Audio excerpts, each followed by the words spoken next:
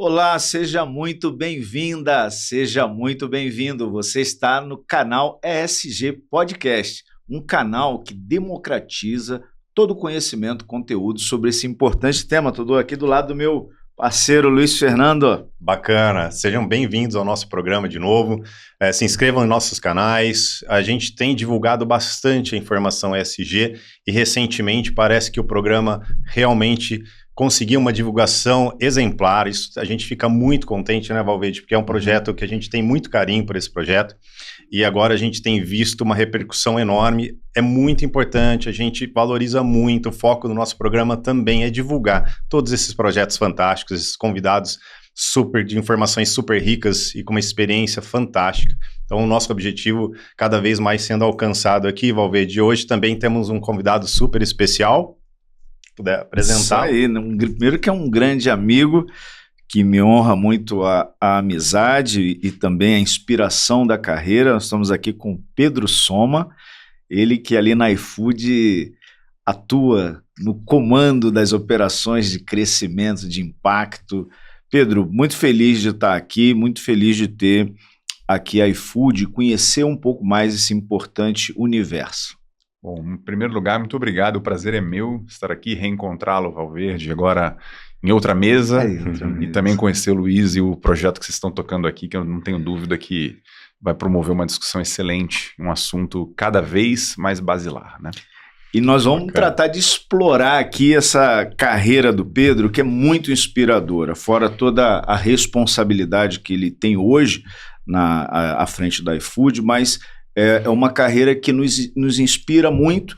E eu queria, Pedro, que você contasse para nós como é que foi a tua trajetória, ou como tem sido a tua trajetória, você que tem uma ampla relação com o setor das startups, a questão do tema da mobilidade urbana. Você também é um profissional, ao meu ver, muito completo. Eu também me identifico muito porque, além do privado, você tem uma passagem muito marcante pela gestão pública, sim, atuando em políticas públicas. E como é que foi essa questão do ESG na sua carreira e tem sido agora no iFood? Boa. Bom, pergunta bem curtinha, simples, né? Mas é uma pergunta também muito, muito bacana. Por acaso, uma coincidência, em julho desse ano eu celebro 15 anos de carreira, né? Então, há 15 anos atrás, muito obrigado, eu entrava no programa de estágio da Natura, e eu não preciso, acho que aqui, explicar e contar para o pessoal do ESG o quanto a Natura é uma empresa comprometida com isso. Inclusive, temos um episódio agora com o Felipe que a gente convida a assistir. Então, certamente vai ter muita coisa legal para falar. E essa minha entrada na Natura, ela foi numa área de logística, ou seja, ela não foi na área de ESG, mas logo nas primeiras semanas, o meu primeiro mandato lá foi organizar os dados de emissão de carbono das transportadoras. Então, para mim, o ESG ele nasce integrado ao negócio numa empresa que sempre entendeu isso como um diferencial de mercado. Então, a visão que a Natura trazia naquela época, e de novo, né, eu tinha lá meus 20 e poucos anos, estava começando a carreira cheia de sonhos, orgulhoso de trabalhar numa empresa brasileira que tivesse esse viés, mas eu entendia muito pouco disso. Então foi muito fundacional para mim passar por um lugar que desde o começo olhasse para isso como um diferencial, como um valor do negócio. Não era em paralelo, era embrenhado, era dentro do negócio. E fiquei 2 anos lá, isso foi logo depois de eu ter me formado em Relações Internacionais na USP. Lá também eu tive o privilégio de ter aula com professores que estudam esse tipo de relação muito profundamente, né? João Paulo Cândia, que é um dos maiores especialistas de Global Commons e de todo esse uso sustentável dos recursos naturais. Essa foi a sua graduação? Isso, me graduei lá. E fico 2 anos na Natura, e aí, como o Valverde já adiantou, eu decido em 2013 ir para o mundo das startups. Eu falei, bom, eu era moda na época, estava começando a discutir isso no Brasil ainda. Eu sou um dinossauro do Venture Capital brasileiro. Caramba, se ele é dinossauro, então, né, Valverde, a gente... Pois 15 anos. 15 anos, 20... mas é um setor mais novo, né? Sim, a gente fala de startup no É. Brasil há pouco tempo, né? Nesse modelo mais venture capital. E eu fui, dessa forma, o primeiro contratado da 99 Táxis, né? Então, eu fui o primeiro a entrar. Eu entrei como COO, Chief Operations, um título muito bonito para liderar o mesmo. Então, o mundo de startup, né? Você entra numa empresa que na época tinha 3, 4, 5 pessoas. Fiquei 4 anos lá, liderando as operações até a Didi Quaid fazer o primeiro aporte, sair no começo de 2017. E como o Valverde antecipou aqui também, para ir para o setor público.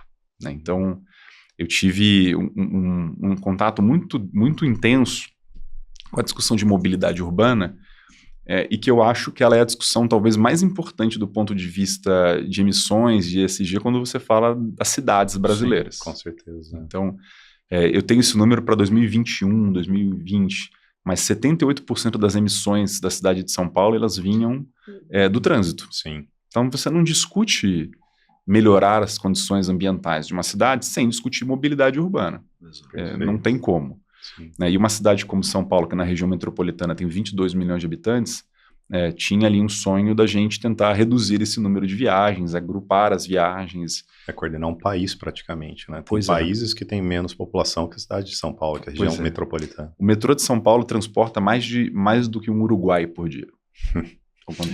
Quando você pensa isso... Só o deslocamento da zona leste para o centro da cidade já dá alguma coisa. Foi você que me ensinou isso, então. Porque eu tenho esse dado na minha cabeça e eu lembrava, alguém tinha me ensinado esse dado na prefeitura. Então, ali foram 2 anos de setor público e eu acredito muito e sigo acreditando no papel do setor público como desenvolvimento sustentável. Né? Eu acho Bacana. Sim. Acho que eu brinco que naquela época, saí da 99, eu quis tirar um sabático. Meu sabático foram 2 anos de setor público.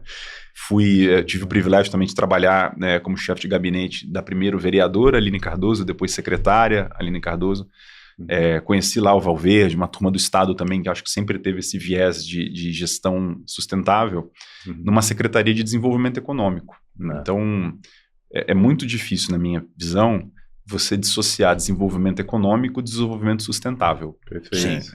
Então, como é que a gente vai numa cidade como São Paulo, que está entre as mais ricas do mundo, num país como o Brasil, que está entre os mais ricos do mundo, né? O Brasil está entre os 10, agora é o 11º país mais rico do mundo, mas com uma malha de um setor elétrico que tem 80% de energia limpa, como é que você dissocia essas coisas? Na minha leitura, para mim, era impossível, e o meu desejo foi ir para o setor público para aprender isso. Acho que eu fui chefe de gabinete na prefeitura com 31 anos. Uau. Então, uma experiência razoável. Pois é. Você esteve praticamente do lado de 2 balcões, como a gente diz aqui, que são super importantes, que hoje eu tenho certeza que você utiliza bastante desse conhecimento. Exatamente. E no fundo não existe inovação sem relação com regulação.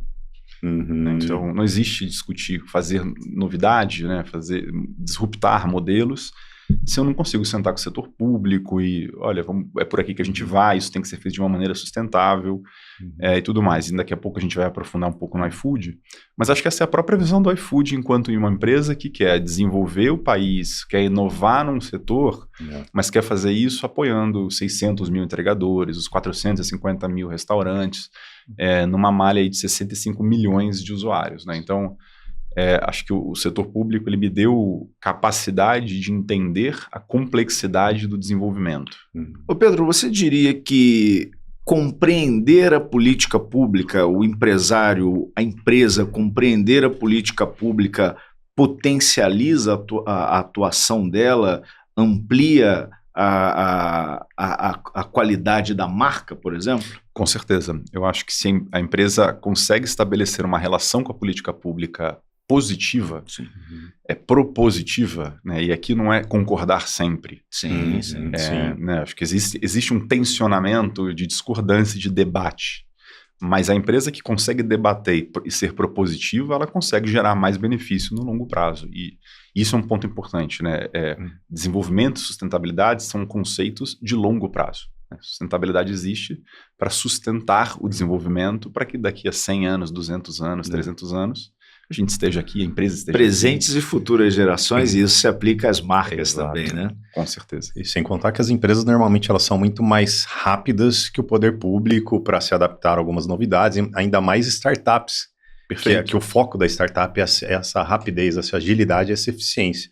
E às vezes a gente tem, principalmente na questão de resíduos, grandes exemplos de que as empresas intencionavam fazer algo interessante de reciclagem na água também, de reciclagem de água, inclusive, e a base normativa não acompanhava. Perfeito. E para isso a gente precisa trazer o poder público junto, né? Que senão as inovações ficam, como você bem disse, ficam barradas num arcabouço antigo, normativo, que às vezes não se aplica mais àquela realidade, né? Perfeito. E por isso que existe o tensionamento, né? Porque inovar é tensionar, é você trazer uma ideia nova, é você trazer uma proposição, é você dizer que algo pode ser feito diferente. E eu acho que um desafio interessante das startups nesse contexto, que eu acho que é um pouco diferente do setor público, de empresas mais tradicionais, é que a startup, por definição, ela tem o desafio de inovar no modelo de negócio, ou seja, ela tem que achar um jeito de fazer aquilo, se pagar e parar em pé, diferente. Por isso que tanta startup morre, porque 90% delas não acha. Mas os 5, 10% que acham, geralmente são modelos que mudam como o jogo é tocado, como a coisa é construída. E acho que, nesse aspecto na minha carreira, acho que uma grande lição, e eu acho que combina muito com sustentabilidade, é que é possível. Né? Eu participo de alguns fóruns de sustentabilidade que eu escuto as pessoas falarem, né? Não, mas é muito difícil convencer as empresas. Certamente, né? Até anos atrás a gente achava que era só colocar petróleo e carbono e está resolvido. A gente tá então a gente está vivendo um momento de descoberta do novo. É difícil, mas eu acho que essa é a graça também. Ótimo. E aí, bom, todo mundo conhece, todo mundo que assiste o nosso programa, acho que o Brasil inteiro conhece, ou usa, ou já ouviu falar, inclusive, sobre a empresa, né? A iFood dispensa muitos comentários. Só que muitas pessoas, como eventualmente nós também, temos o conhecimento da empresa, mas por uma questão enquanto usuário. A gente gostaria de saber um pouco mais a dimensão do iFood real, né? Os números que você poderia trazer para a gente, para que todos nós aí sim tenhamos uma noção maior do tamanho dessa empresa brasileira, inclusive, né? Com certeza. Esse acho que é um primeiro ponto, e acho que só para conectar com a minha carreira, o iFood, ele entrou na minha carreira há 1 ano e 3 meses, mais ou menos 1 ano, e é a primeira vez que eu estou ocupando uma cadeira de impacto social e sustentabilidade. Olha, e eu acho que isso formalmente, né? Porque você trabalhou com isso tua vida profissional inteira, pelo que você trouxe. Não, e sempre em cadeiras de negócios que tinham esse impacto. Mas o iFood, eu acho que tem um jeito de enxergar negócio que permite ou demanda que pessoas de negócio consigam estar em cadeiras de impacto social e sustentabilidade também. Então, eu acho que esse é um jeito de enxergar sustentabilidade associada ao negócio, que é uma particularidade do iFood, e junto da Luana, que é a nossa vice-presidente de Impacto Social e Sustentabilidade, que me provoca, de fato, integrar esses 2 pontos. E aí, óbvio, quando você vai ao tamanho do iFood, o que é o iFood, é um oceano de oportunidades, né? O iFood hoje, aliás, o iFood esse ano também completa 15 anos, né? Curiosamente. O iFood foi lançado como Disc Cook há anos atrás, uma plataforma que ainda era por telefone, né? Então, a gente destaca sempre isso, né? No fundo, o empreendedor ele tem que se adaptar aos cenários que mudam, às tecnologias que aparecem.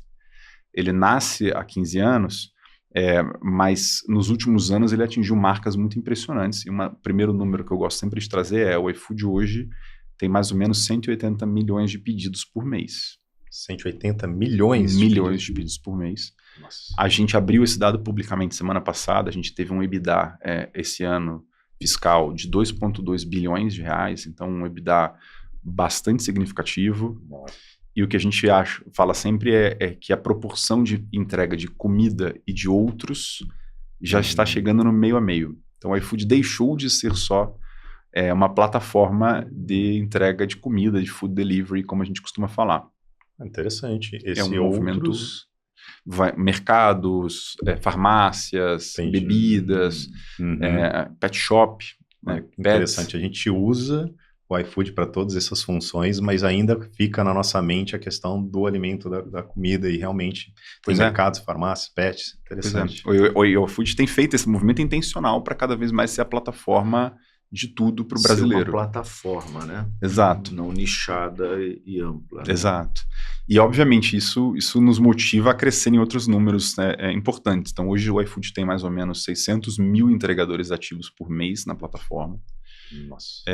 Brasil, né? Então a gente opera em 2.000 cidades, todas as cidades com mais de 75 mil habitantes. Só um detalhe, até, Claro. Pedro, nós entrevistamos aqui o Pedro, um grande amigo, né, Pedro? Obrigado por ter vindo aqui também, xará seu, que ele é da Accenture, e ele, o Felipe, o Pedro está aqui com a gente, eu confundi, desculpa, Felipe, se é meu amigo, você vai entender.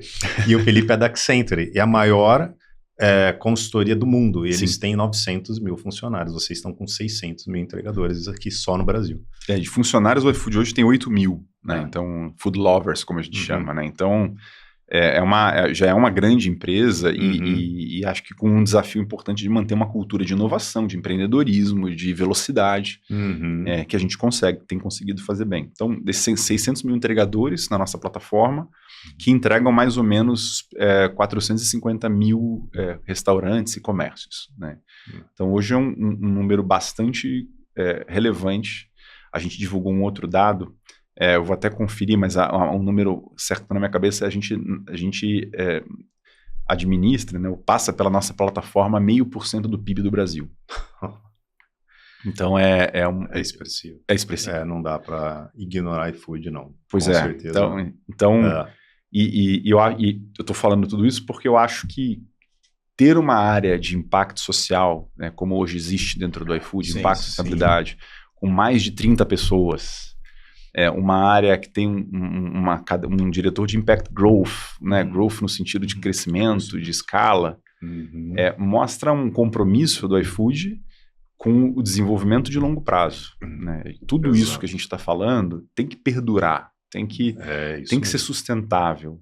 Eu preciso que esses 600 mil entregadores vejam no iFood uma boa oportunidade de renda, que esses 450 mil restaurantes vejam no iFood uma oportunidade de prosperidade.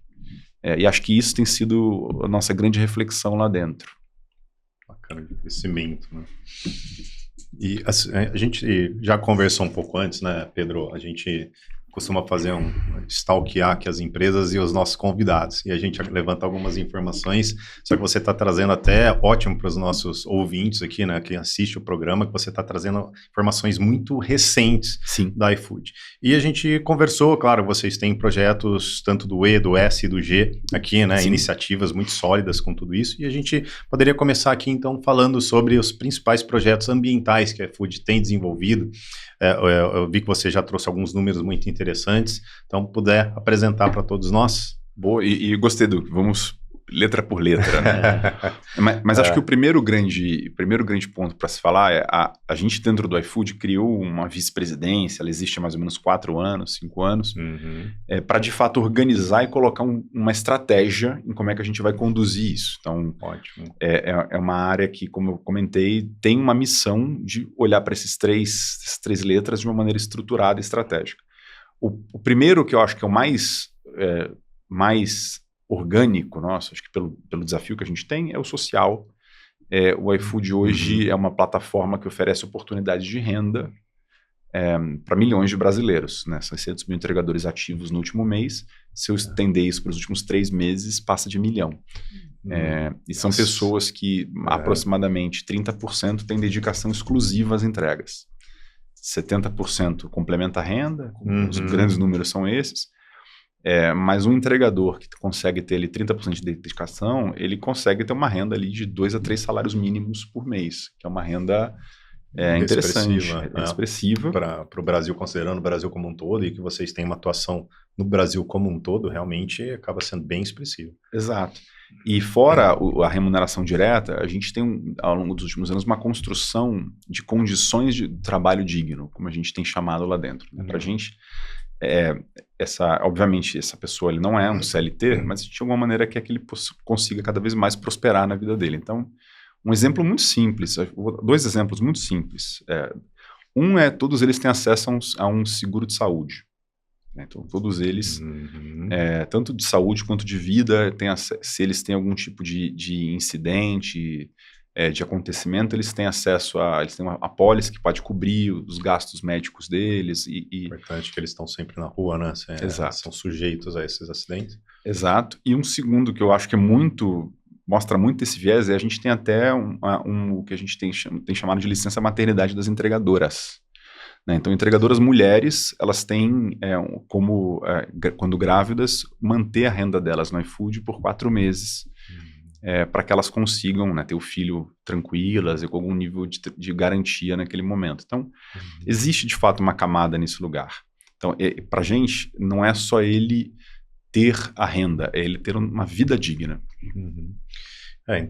Ótimo, né? Porque a gente tem visto aqui essas empresas algumas empresas são feitas de produtos, todas são feitas de pessoas, mas algumas têm alguns focos em produtos e algumas, o próprio produto são as pessoas que estão ali, como os entregadores, os restaurantes, né? Ou seja, esse cuidado com a pessoa, ele acaba sendo muito importante. Se a empresa acaba não trazendo essas pessoas para percebendo que não são simplesmente entregadores, funcionários, colaboradores, mas sim pessoas que precisam ali, que a empresa acaba dependendo também desses colaboradores, dessas pessoas, acabam não conseguindo ter o desenvolvimento que, por exemplo, a iFood tem demonstrado. Com certeza. Não, e o iFood, ele sabe que a relação que ele tem com esses parceiros na rua, né? Eles estão entregando os pedidos, são eles que são o rosto do iFood para a pessoa na casa dela.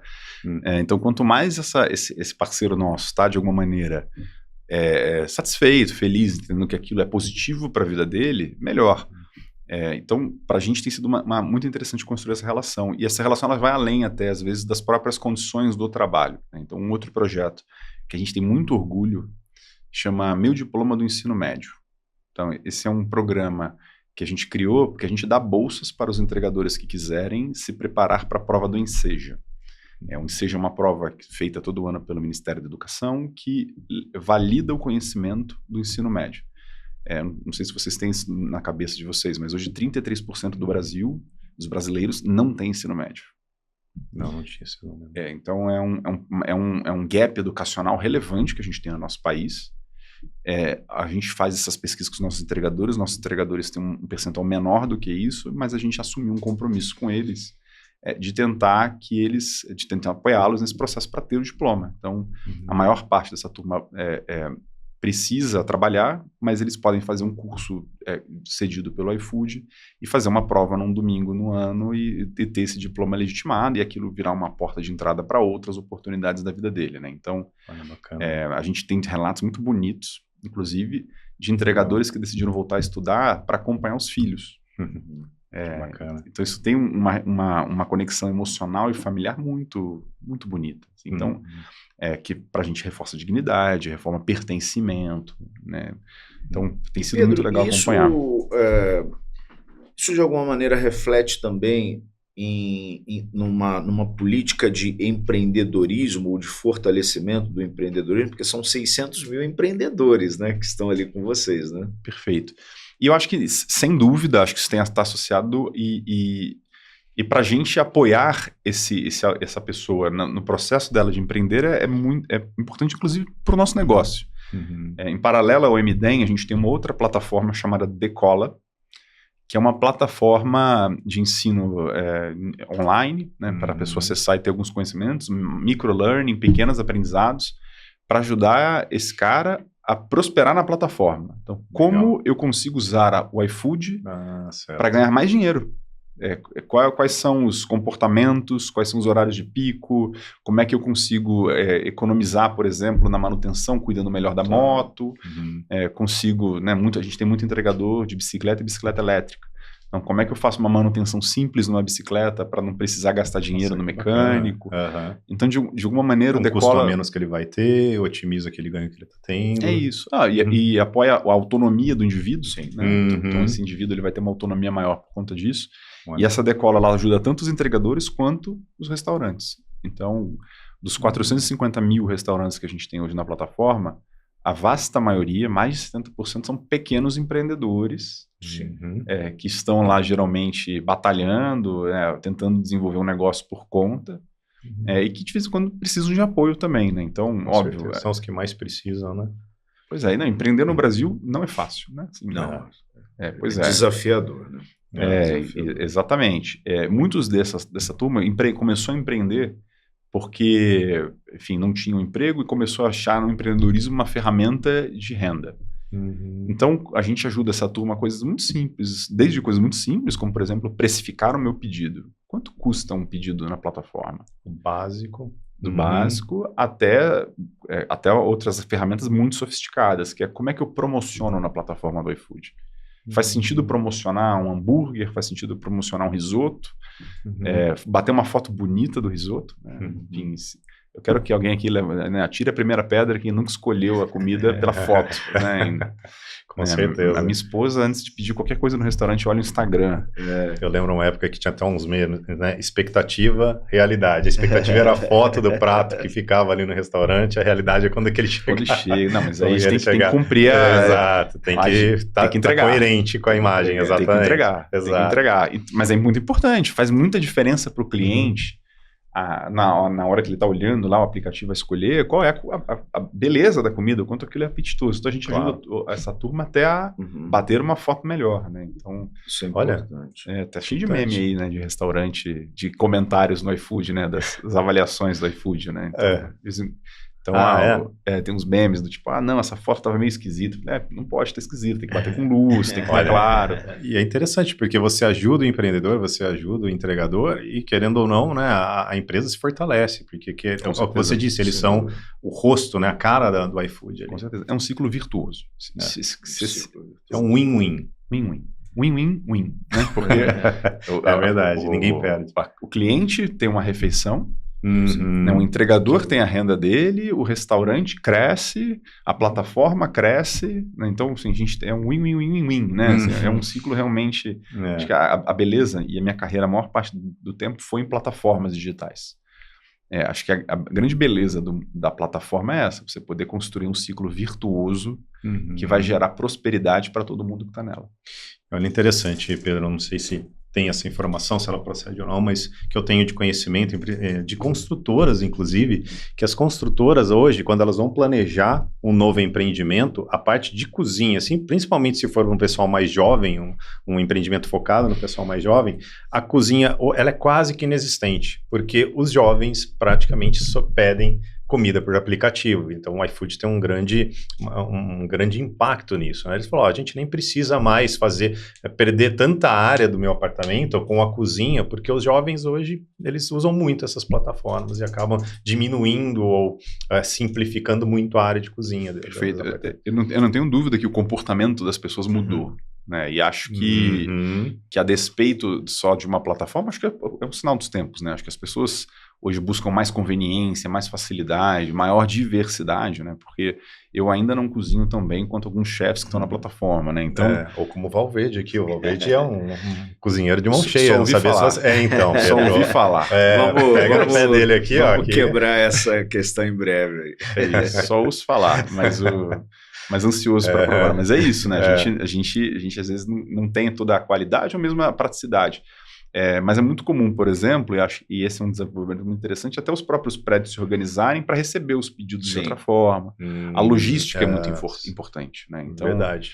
Então, ter um armário especial para receber, ter uma forma daquilo ser mais simples, que também ajuda todo mundo, né? O entregador não quer ficar parado 5 minutos esperando uma pessoa descer, né? Então, você que está nos assistindo, não espere o entregador, não deixe o esperando. Então, os comportamentos mudam, e acho que algo interessante nessa linha, e a gente acha que mesmo no caso que você quiser cozinhar, esqueceu alguma coisa, pede no iFood. É verdade. Quer comprar o seu risoto, o seu arroz arbóreo para fazer o risoto? Do iFood tem o vinho que você esqueceu, né? Aproveitando os gostos aqui do Valverde, né? Vinho. Um charuto. Charuto também. Eu, na pandemia, utilizei muito esse serviço aí para justamente trazer os ingredientes e ser um tempo ali de cumprir ali o ócio. Ô Pedro, queria também falar sobre aproveitar a tua experiência e vivência no tema mobilidade urbana e conectar a questão especialmente da sustentabilidade ambiental.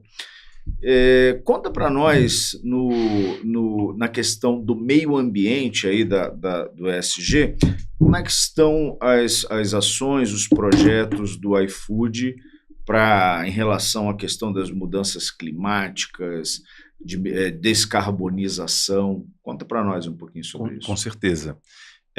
Primeiro é um tema super apaixonante para mim, vou tentar ser aqui... Desde lá da Idos de Natura, né? Isso, e Natura, né, 99, e aí na sequência eu toquei a primeira plataforma de Mobility as a Service da América Latina, né, que era uma plataforma de integração de dados de mobilidade, Olha. exatamente para que as pessoas cada vez mais usassem o transporte público e não tivesse como alternativa prioritária o carro individual. Né? Então, só um detalhe, eu tenho um monociclo elétrico, eu ando há 8 anos, é viciante, inclusive. Pois é. E que bom, porque de fato você está tirando 2 toneladas da rua Sim. E deixando para a situação em que o carro é o meio mais eficiente. O plante uma árvore, mas também use o transporte público, ou caminhe, né? Ou use alternativas. Pois é, né? Assim, o metrô tem 2.000 pessoas, né? Então dá para comparar a eficiência do uso energético ali. Então, acho que então, naturalmente, a gente entende que o iFood é uma empresa de logística urbana. A gente está inserido num contexto urbano. Sim. E desses 600 mil entregadores, a vasta maioria ainda é moto. Né? Então, a maior parte deles tem moto própria, a gente tem alguns parceiros que ajudam a facilitar isso. Mas já nos últimos anos, o iFood vem, inclusive, inspirado pela Prosus, que é a controladora holandesa do iFood, tentando também entender quais são as tendências no mundo, né? Como é que o mundo está olhando para isso? A Prosus tem a Just Eat and Takeaway, que é uma empresa de delivery na Europa, está olhando para como é que a China está fazendo isso, Estados Unidos. Então, a gente percebe uma tendência de descarbonização no mundo. Sim. No mundo, é uma questão que eu acho que a gente já passou da fase da decisão se isso vai acontecer ou não, né? E acho que foi muito especial para a gente, junto com o parceiro Tembice, nos últimos anos, investir no aumento da malha de modais limpos do iFood, né? A gente, por exemplo, teve em junho desse ano 21% dos pedidos entregues em modais limpos. Nossa, e crescendo. Bastante. A gente vendo uma tendência de crescimento. A maior parte desses modais são bicicletas mecânicas ou bicicletas elétricas, e a gente está apostando muito em bicicleta elétrica como um modal que pode expandir a nossa malha e deixá-la mais limpa. Por quê? 3 motivos principais aqui que eu acho que vale a pena destacar. Claro. Primeiro, até 4 quilômetros, a maior parte das vezes uma bicicleta elétrica consegue ser mais rápida que uma moto. Olha, porque eventualmente iria por alguns meios que a moto não iria, né? A moto tem mais restrições do que uma bicicleta elétrica, né? A bicicleta elétrica hoje em São Paulo, por exemplo, tem ciclovias e tudo mais, ela dentro da certa velocidade vai conseguir navegar ali, mas existem tendências também em cidades como pensar isso. O Rio de Janeiro, por exemplo, na Zona Sul principalmente, tem mais entrega de bicicleta do que de moto. Olha. Então é um lugar que, por conta da distância dos pedidos, e por conta da geografia... o território permite, né? Permite essa entrega de uma maneira muito mais facilitada. Então, existe um ganho de eficiência logístico ali. Caramba. Existe um ganho de eficiência de emissões, né? Não preciso nem aprofundar isso. E existe um terceiro que eu acho muito bonito, que é o Conecta com o Social, que é mais fácil para uma pessoa alugar ou pilotar, né? Dirigir uma bicicleta elétrica do que uma moto. Sim. Então, primeiro porque não precisa de CNH. É uma barreira que se elimina, né? É isso. Não. Então a gente fez um programa com a Tembice ano passado, a gente anunciou inclusive na COP, que é o maior programa de inclusão de bicicletas elétricas da América Latina. A gente tem uma parceria que vai levar de 5 mil bicicletas elétricas, que é o que temos hoje, para até 45 mil nos próximos anos.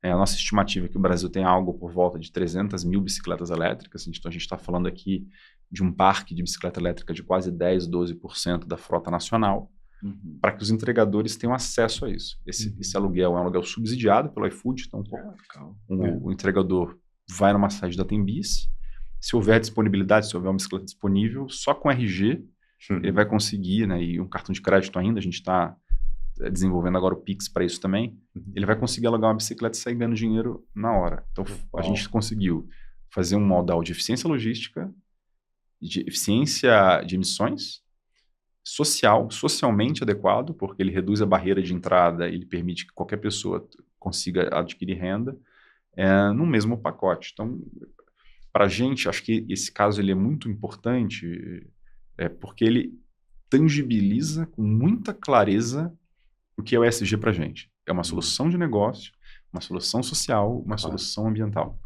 E algo que dê retorno financeiro também, tanto para a empresa quanto para os colaboradores, né, para os restaurantes que estão ali com vocês. Então, realmente, se não tiver um retorno financeiro, se não parar em pé financeiramente, não pode ser nem considerado ESG, praticamente. Pois eu vou pegar cara nesse documentário, Ulisses, porque eu vou concordar enfaticamente com você. E esse é um ponto super importante, eu acho. E aí, talvez pelo meu viés de negócio numa área de sustentabilidade, eu acho que o desafio que a gente tem é achar esse caminho. Claro. Né? Eu escuto duas grandes linhas. Né? Existe uma linha, por exemplo, de não, a gente tem que convencer o financeiro, o CFO, a olhar para isso de outro jeito. Olha, dificilmente, você tem que parar em pé. Né? E eu tenho uma outra linha que eu acho que a gente conseguiu encontrar um caminho no iFood, que vamos pilotar isso, vamos fazer pequenininho. O iFood tem bicicleta elétrica desde o final de 2024. A gente demorou 1 ano e meio para acertar o modelo. Claro. Então, e tudo bem, o iFood topa inovar, investir 1 ano e meio para a gente aprender. O começo foi muito difícil. Pergunta para os colegas da Tembis. Assim, foi um começo de, olha, onde fecha a conta, onde está o valor. 1 mês perdeu dinheiro, no outro ganhou dinheiro, num mês o entregador não gostou da bicicleta, tem que trocar a bicicleta. Então, tem um processo de aprendizado que para mim ele tem que mirar essa sustentabilidade no triple bottom line, né? Tem que ser a ambiental, a social e a financeira, sem sombra de dúvida. E nesse caso da bicicleta a gente achou.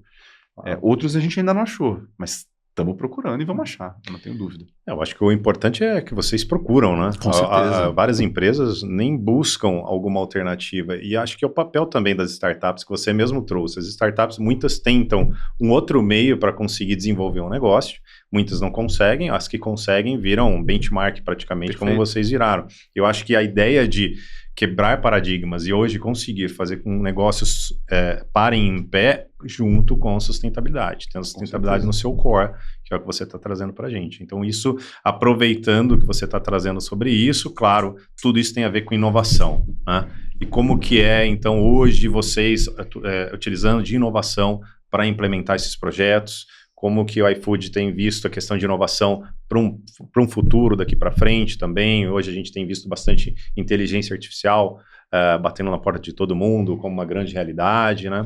Perfeito. Eu vou destacar aqui, a gente está aqui há meia hora, é a primeira vez que inteligência artificial é citada. Isso é um recorde. É um recorde, é verdade. Temos um recorde. Demoramos para falar de inteligência artificial. Impressionante como isso está ocupando a agenda. Muito. Acho que o primeiro ponto para o iFood, inovação é o DNA. Acho que a gente tem que fazer, o jeito de fazer negócio é inovador, é sustentável, e a gente tem uma cultura que nos permite isso. O que é uma cultura de inovação? Uma cultura de tomada de risco. Então, se você toda vez que vai fazer algo de uma maneira diferente, vai tomar um risco. Esse risco pode dar certo, pode dar errado, mas no final no final do dia, na nossa leitura, até hoje o iFood tem conseguido ter bons retornos com inovação. E acho que, enfim, quem há 15 anos atrás falou que ia pedir comida baixando um app? Né? Então, tem que acreditar e tem que investir. Eu acho que a inovação está no nosso core. Um ponto importante agora que para a gente é diário lá é naturalmente inteligência artificial. Né? Eu acho que a gente tem se dedicado muito a entender como a inteligência artificial vai mudar os negócios. O iFood ele está e quer permanecer na vanguarda das discussões tecnológicas de inovação. Né? Então, a gente já tem, hoje a gente tem 8 mil food lovers, como eu comentei, a gente tem mais ou menos 11 mil agentes. Tá. 11 mil agentes já. Então, né, os food lovers que nos veem podem me confirmar, mas de fato, a gente tem tido um incentivo muito grande para criar agentes. Né? Então, eu mesmo já criei 3. Né? Um agente mais simples, porque minha agenda é meio maluca, então, por favor, me avise antes de eu ter um problema de agenda que aquilo vai acontecer. Perfeito. Um agente que vai olhar todo o meu Slack, a plataforma de comunicação que a gente usa, para me fazer resumo. Às vezes é difícil eu conseguir entrar naqueles grupos e ler 25 mensagens. Então, eu falei, olha, todo dia de manhã me manda quais são os meus acionáveis naquelas 28 mensagens ali. E outros que são muito eficientes, que aí o próprio time cria, né, como, por exemplo, para citar aqui um projeto de impacto social, A gente tem um edital, né, o edital Chega Junto, que é um edital que a gente pergunta para o terceiro setor e para empresas sociais soluções de inovação para melhorar a vida dos entregadores. A gente recebeu nesse edital, que tem um total de valor distribuído de 10 milhões de reais, a gente recebeu 1.700 propostas. Uau. Então a gente tem dashboards automatizados que leem os projetos, que nos ajudam a entender quais que estão de acordo com as regras do edital, quais que estão cumprindo da maneira mais próxima, quais que não, quais são aqueles que têm o maior retorno. E de novo, né, acho que esse é um ponto muito importante, e eu como um cara agora de impacto social tenho que deixar isso muito claro. Não é substituir o ser humano, eles nos ajudam a tornar o ser humano mais escalável. Né? Então, uma pessoa que demoraria 1 mês e meio para olhar esses 1.700 projetos, vai olhar em 2 semanas, vai conseguir entender. Ou até menos. Então, acho que esses 11 mil agentes hoje, 12 mil agentes, eles estão ajudando a gente a produzir mais de uma maneira mais sustentável. Né? Então, eu acho que também entra aqui um pouco de sustentabilidade para AI. Enfim, tem sido muito importante para a gente nesse edital o uso da AI para nos dar visibilidade de dados que antes a gente não tinha. Então, eu acho transformacional a discussão de AI. O iFood está investindo muita energia nisso, muito tempo, para ser a principal empresa brasileira na discussão de AI e escalar o negócio para um outro patamar também a partir disso. E sem dúvida nenhuma, eu sou um entusiasta da inteligência artificial, uso cada vez mais, tenho buscado. E para mim, e aí para você que está aí conosco, eu vejo cada vez mais a importância do ser humano no trato com a IA. Não vejo nenhum conflito, não vejo. É claro, poderão acontecer para aqueles que não quiserem acompanhar, se envolver, incorporar. Esses talvez terão aí muita dificuldade, mas eu penso que cada vez mais o desafio será em tornar o humano próximo e ativo e sabendo operar a inteligência artificial, né?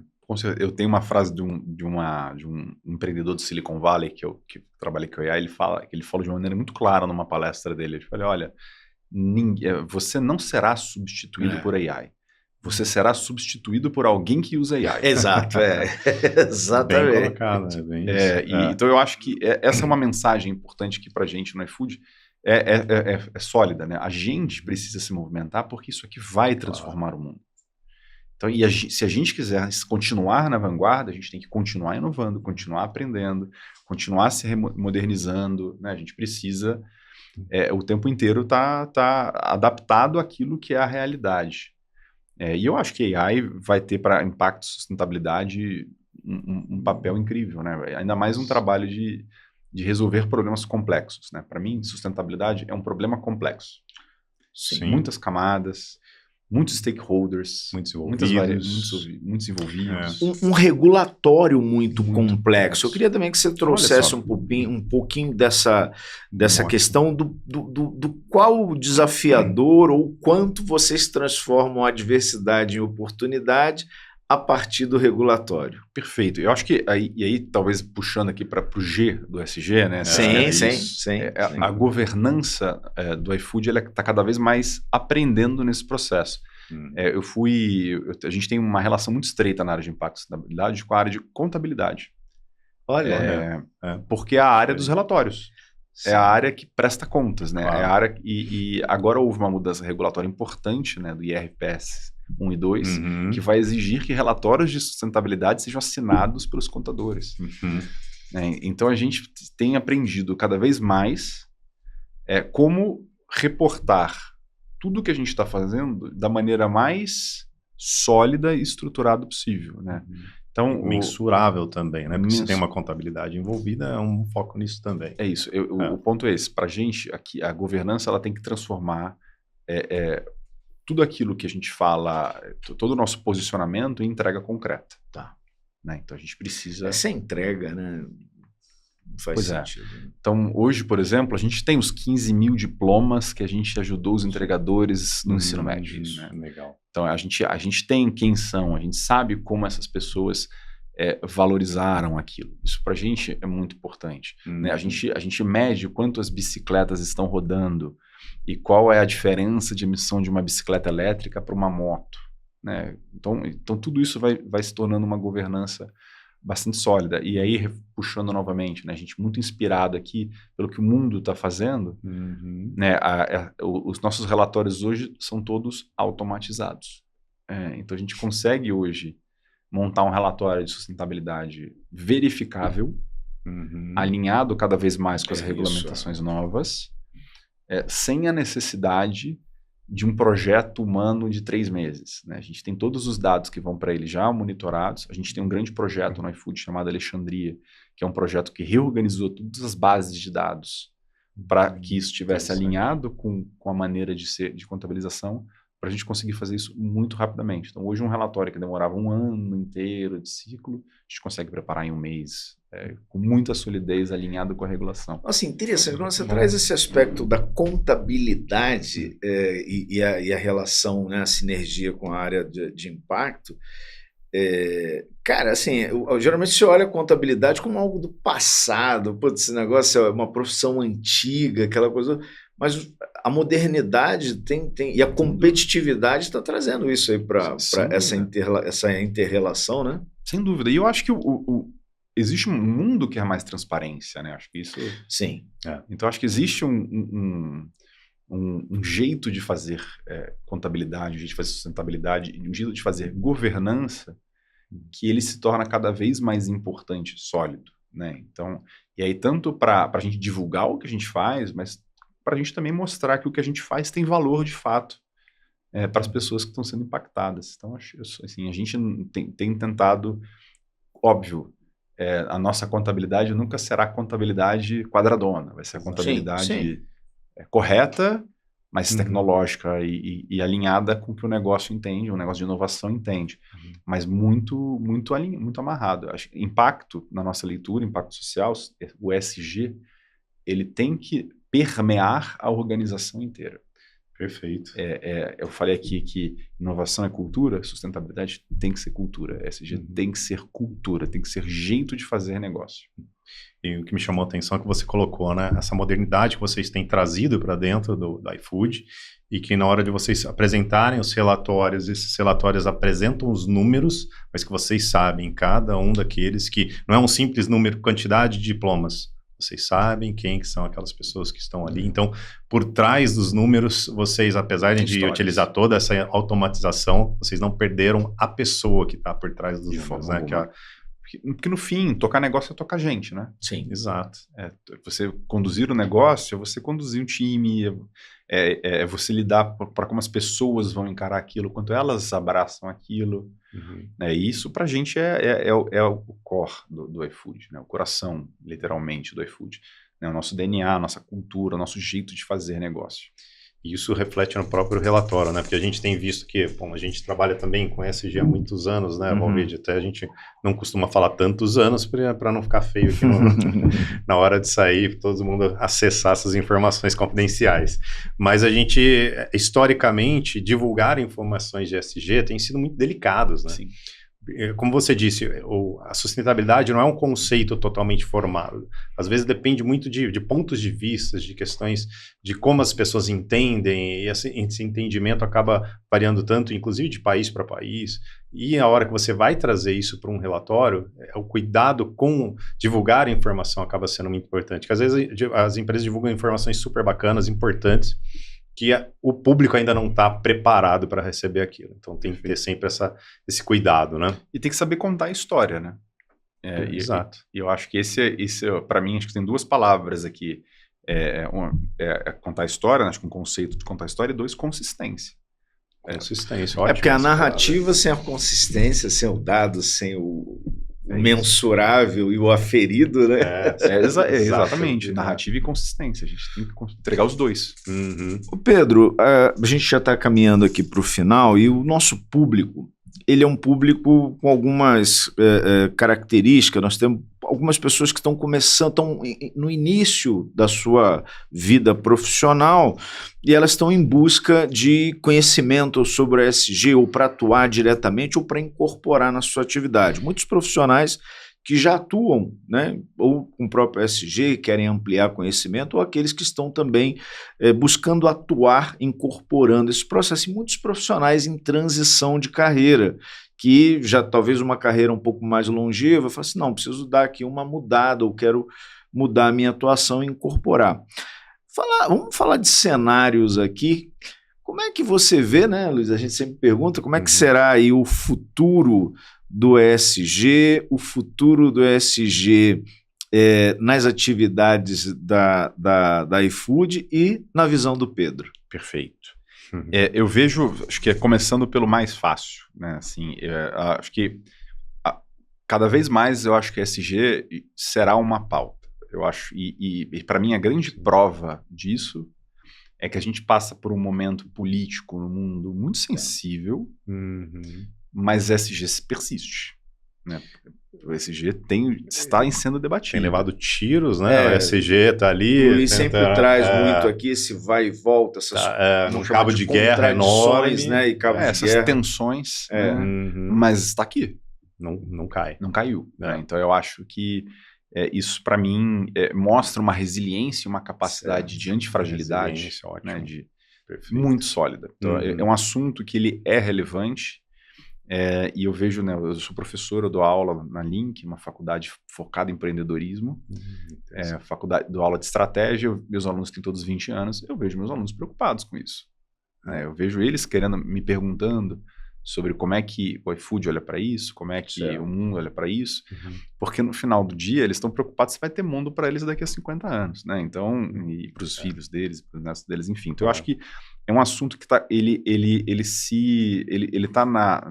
tá já no nosso dia a dia, no mundo corporativo. E eu acho que para o iFood, o caminho para o iFood existir daqui a 100 anos é ser sustentável.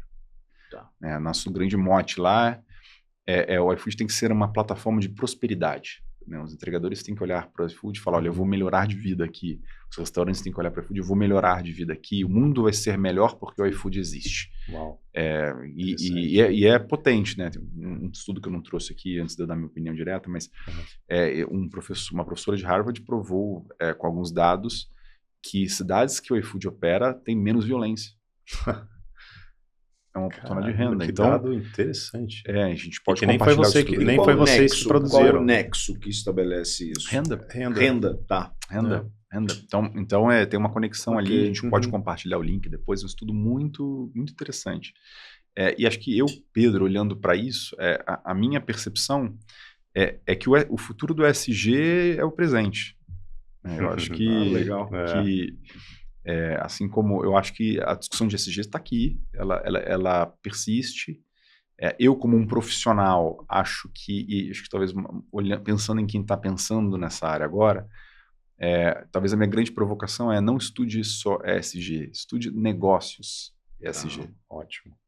Estude como o ESG mexe no negócio, porque para mim é o jeito de fazer negócio, não é o relatório que você entrega para o regulador. Né? Então, se você aprender a fazer negócio de um jeito sustentável, você vai ter um trabalho ali de contar história, de ser consistente, mas no final o desafio está feito.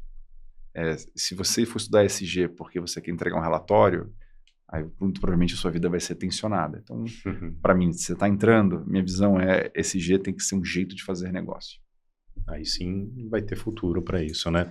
E você, Pedro, como que você se vê nesse futuro ESG? Já pensou nisso? Eu vou fazer 40 ano que vem, né? Então eu tô eu tô na crise dos 40. Tá na crise dos 40. Ainda não deu para pensar. Tá pensando na crise dos 40 para depois se ver no ESG. Não, mas eu acho que talvez nessas todas as reflexões, brincadeiras à parte, eu tenho convicção de que a minha vida será sustentável. Eu não sei se em cadeiras de sustentabilidade para sempre. Entendi. Mas se eu tiver qualquer oportunidade que eu tenha, para mim ESG será um jeito de fazer. Então meus alunos têm que me ouvir falar de descarbonização como estratégia de negócio. E eles têm que entender por que as maiores indústrias do mundo de bike elétrica, moto elétrica, estão na China e como é que o parque industrial deles está avançando nesse sentido. Então eu acho que existe um desafio meu que é embutir isso no jeito de ver o mundo. Então, para mim, me vejo como uma pessoa do ESG, não importa a cadeira que eu esteja. Perfeito, Pedro. Bacana. Só antes de terminar, a gente no backstage aqui, a gente conversou sobre vários projetos, vários números. Claro, o programa tem 1 hora só. A gente gostaria de ficar muito mais tempo. Se tem alguma questão que você gostaria de colocar, aproveitar aqui o ESG ainda mais para falar, algum projeto, algum número, está satisfeito? Acho que cobrimos bem. Talvez a meu único pedido final, na verdade, é um convite. Esse edital que eu comentei, o Chega Junto, ele está com as inscrições abertas. Olha que bacana. Então, você aí que nos assiste, se tem um projeto bacana de sustentabilidade, se tem uma ideia bacana de impacto social, que vai melhorar a vida dos entregadores, que vai trazer algum benefício para as comunidades deles, o iFood está querendo te conhecer. Então, entre no nosso site, iFood Chega Junto, e protocole seu projeto, mande lá que a gente quer conhecer mais sobre essas soluções. E é acessível para entidades da sociedade civil ou empresas também, microempresas? Ele é focado em entidades da sociedade civil. Tá. Então, ele é focado nesse, mas a gente, na última chamada, né, abriu a possibilidade de empresas sociais também fazerem parte. E fica aberto até quando? 3 de agosto? 3 de agosto? Peguei a cola. Tá. Então, uma bela oportunidade. Eu creio também que essa relação, quando uma empresa abre um edital, ela está justamente praticando a ESG, a sua governança e a transparência, né, de colocar, né, aquilo que ela quer fomentar. Né? Sem dúvida. E para a gente ainda tem um elemento da humildade. A gente não vai resolver sozinho. Exato. Então, para a gente olha, nos ajudem. A gente quer conhecer mais. É o que na área de resíduos sólidos a gente chama da responsabilidade compartilhada. É isso. Né? Então é isso. Vamos compartilhar essa responsabilidade. E ótimo, Pedro. Até assim, as empresas, o valor das empresas não está só no produto, no serviço, naquelas pessoas que efetivamente estão construindo a empresa, né, de dentro para fora. E ter um profissional como você ali com esse viés de sustentabilidade tão forte, com essa experiência dentro do iFood, só soma para o iFood, né, e até para os consumidores e os nossos ouvintes aqui, tenho certeza que estão agora muito mais próximos do iFood com todo esse conhecimento que você trouxe para a gente. Que bom. Obrigado por ter aceito o nosso convite. Um prazer. Vai ser um programa fantástico, né, Valverde? Sem dúvida. Muito rico. Isso. E para vocês que estão chegando agora, né, conhecendo o ESG Podcast através desse programa, através dessa conversa muito rica que a gente está tendo aqui com o Pedro, também acesse os nossos outros canais. Nós estamos no Instagram, Spotify, Facebook, YouTube. Então se inscreva nos nossos canais, assim, cliquem no sininho, né, Valverde? Eu estou aprendendo cada vez mais sobre falar sobre essas questões, para que vocês não percam os próximos episódios. Assistam os episódios anteriores, que nós também tivemos grandes empresas, grandes convidados aqui conversando com a gente. E é isso, né, Valverde? Isso aí. Então, ótimo. Até o próximo episódio.